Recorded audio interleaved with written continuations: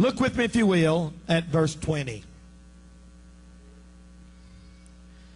The Bible said in verse 20, and Ahab said to Elijah, hast thou found me, O mine enemy? And he answered, I have found thee, because thou hast sold thyself to work evil in the sight of the Lord. Look down at verse 25 in the same chapter. Verse 25. But there was none like unto Ahab, which did sell himself. Isn't that an unusual verse of Scripture? To work wickedness in the sight of the Lord, whom Jezebel his wife stirred up.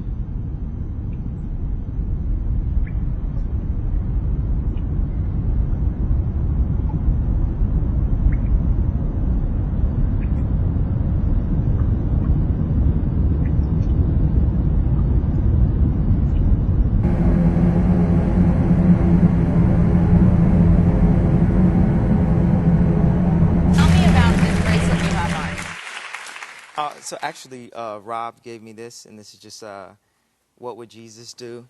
And I love it. It's just such a cool. I like that bracelet, and you know, I'm a Christian, and I wanted to just always let people know that that's what's on my mind. That's it's important.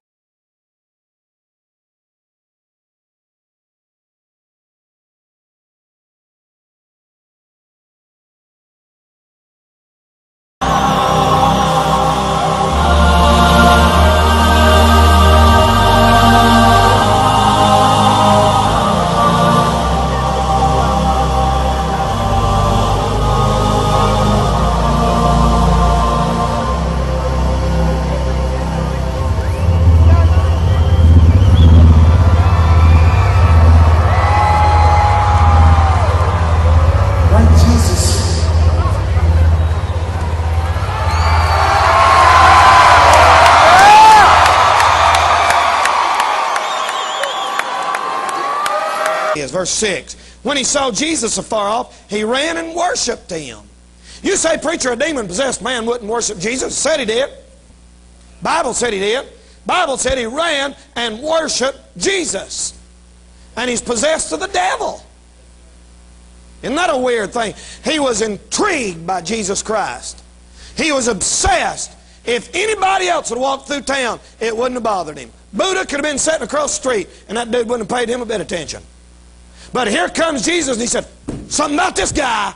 And he goes down and falls down and begins to worship him. Weird, huh? Weird. And no matter how many rules they made, he'd break every one of them. Listen to me. They had to live in the graveyard back then. Nebuchadnezzar run around out in the pasture when he was like that, eating grass. Nowadays, they're on the front of Rolling Stone magazine making millions of bucks.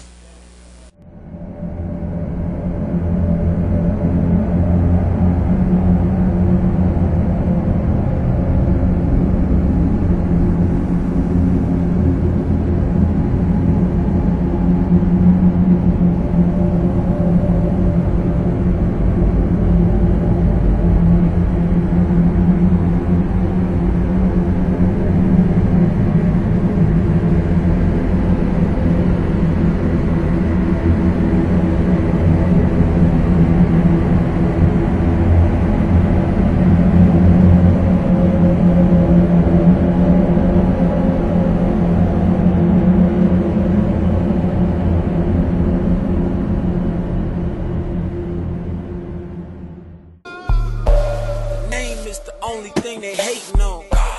Bible is the only thing they waiting on. About to get my Satan on.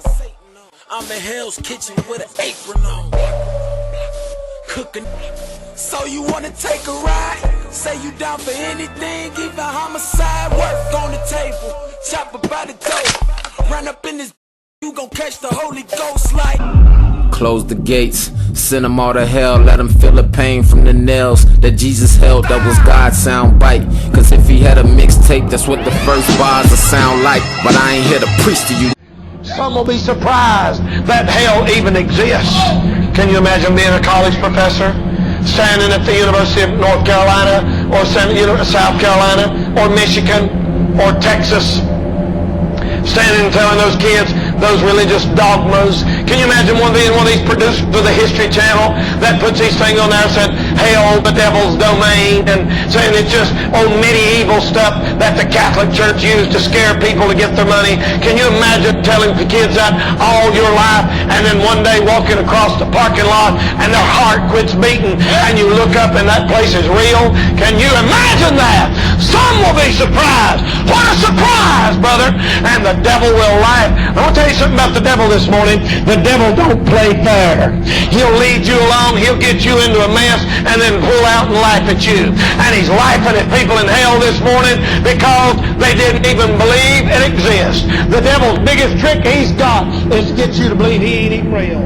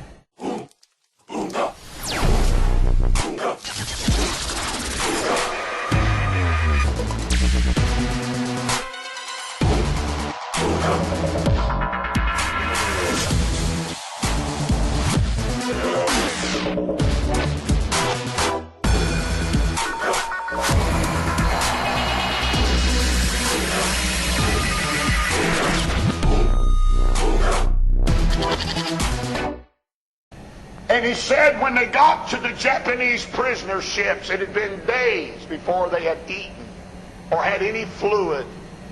In the Philippines, it was well over 100 degrees before the sun would even break the midnight sky.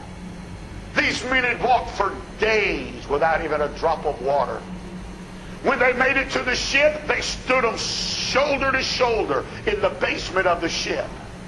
No air conditioning, no fans, no fresh air. Thousands of men shoulder to shoulder like sardines across the bottoms of these ships. And it wasn't long because of fatigue and weariness and dehydration that soldiers begin to die by the hundreds in the basements of these boats. But even when they died, there was not enough room in the boat to fall to the floor. The soldiers would die and stand there in a dead position because they were so sandwiched in. Anywhere you turned, it was the face of somebody else right into yours. And soldiers were dying, and their bodies were rotten. And they left them in that darkened pit for a week. Hundreds of them died and swelled and rotted. This is what he said. He said, do you know how I made it out of that pit? The soldier to the left of me died. I knew he couldn't live, and sure enough, he died. He said it had been 14 days since I'd had a drink of water. And he said, I know this sounds ungodly. I know this sounds sickening. But he said, I leaned over and I gnawed on his throat till I chewed through his jugular vein. And I sucked the moisture of his blood out of his throat to give me some kind of fluid where I wouldn't die.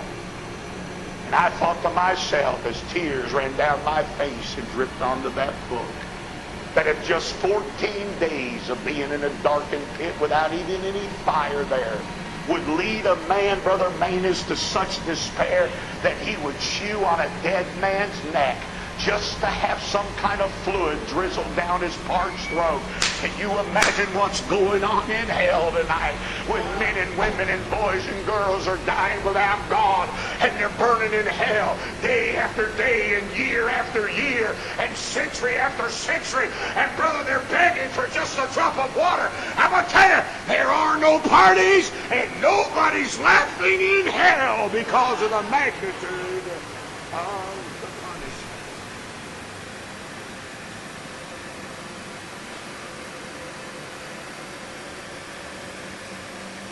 last mountain